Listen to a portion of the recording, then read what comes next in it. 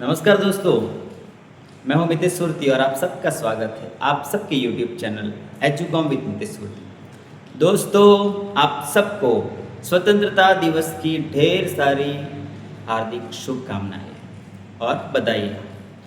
दोस्तों, आज के इस स्वतंत्रता दिन के शुभ अवसर पर आप सबके YouTube channel Educom with Mitesh Surti में एक जीके का सीरीज मैं शुरू करने जा रहा हूं जिसका नाम है the world of general knowledge.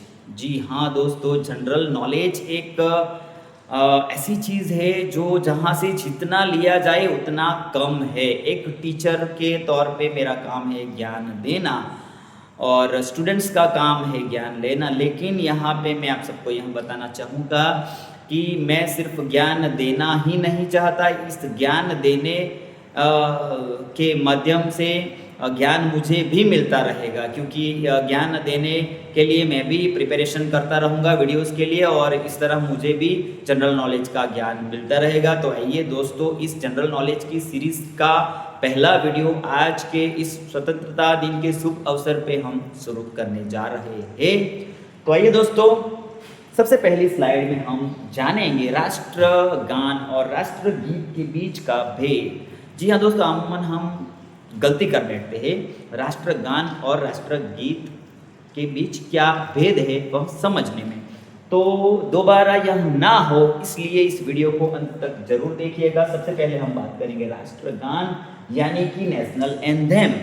तो हमारे देश का जो राष्ट्रगान है जन गण मन, जिसे रविंद्रनाथ टैगोर द्वारा रचा गया था, उनके रचयिता है रविंद्रनाथ टैगोर। आधिकारिक स्वीकृति मिली थी 24 जनवरी 1950 को और पूर्ण गान का समय, जी हाँ दोस्तों, हमारे यहाँ जन गण मन जो हमारा नेशनल एंथेम है उसको गाने का समय तय किया गया है 52 सेकंड। यानी कि जब भी कभी हम जन गण मन यानी कि नेशनल एंथेम राष्ट्रगान गाते हैं तो उसे हमें 52 सेकंड में पूर्ण करना होता है। 1-2 सेकंड आगे पीछे होता है तो चलता है, लेकिन हमें उसे 52 सेकंड में पूर्ण करना होता है। मूल भाषा जो जन गण मन की वह है संस्कृतम युक्त बंगाली भाषा और प्रथम बार गाया गया था 27 दिसंबर 1911 को और इसे दर्जा दिया गया है भारत का राष्ट्रगान। तो दोस्तों, राष्ट्रगान यानी जन गण मन। आइए देखते हैं राष्ट्रगीत। तो हमारे देश का राष्ट्रगीत है वंदे मातरम, जिसके रचयिता है बंकिम चंद्र चट्टोपाध्याय। आधिकारिक स्वीकृति 24 जनवरी 1950 को मिली थी और मूल कृति आनंद मठ उपन्यास में से यह लिया गया था, जो कि बंकिम चंद्र चट्टोपाध्याय जी की ही एक नवल कथा है। मूल भाषा संस्कृत और बंगाली है और प्रथम प्रकाशन हुआ था सन 1882 में आनंद मठ नवल कथा में और इसे दर्जा दिया गया है भारत का राष्ट्रगीत। तो दोस्तों, अब नेक्स्ट कभी भी कहीं भी कोई भी आपको पूछे कि भारत का राष्ट्रगान कौन सा है, तो हमारे देश का राष्ट्रगान है जन गण मन, यानी हमारे देश का जो नेशनल एंथेम है उसे हम कहेंगे राष्ट्रगान जन गण मन और उसके रचयिता है रविंद्रनाथ टैगोर। और अगर कोई आपको पूछे कि हमारे देश का राष्ट्रगीत कौन सा है, नेशनल सॉन्ग, तो नेशनल सॉन्ग जो है वह है वंदे मातरम और उसके रचयिता है बंकिम चंद्र चट्टोपाध्याय। आगे देखेंगे हम 15 अगस्त और 26 जनवरी। तो आज 15 अगस्त है, सबसे पहले हम 15 अगस्त के बारे में जानेंगे। 15 अगस्त को हम सब स्वतंत्रता दिन मनाते हैं। स्वतंत्रता दिवस के दिन जो हमारा तिरंगा है वह लहराया जाता है, लेकिन आज के दिन जो हमारा तिरंगा लहराया जाता है उसे कहते हैं ध्वजारोहण यानी फ्लैग होस्टिंग।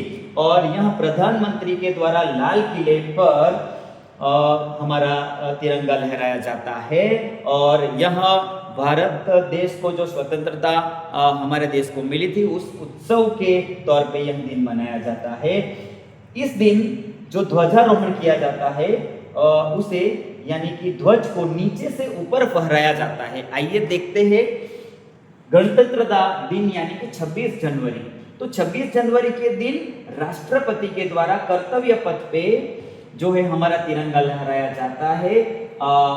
और संविधान लागू होने का उत्सव, संविधान लागू होने के उत्सव के तौर पे यहाँ गणतंत्रता दिन यानी कि 26 जनवरी का उत्सव मनाया जाता है।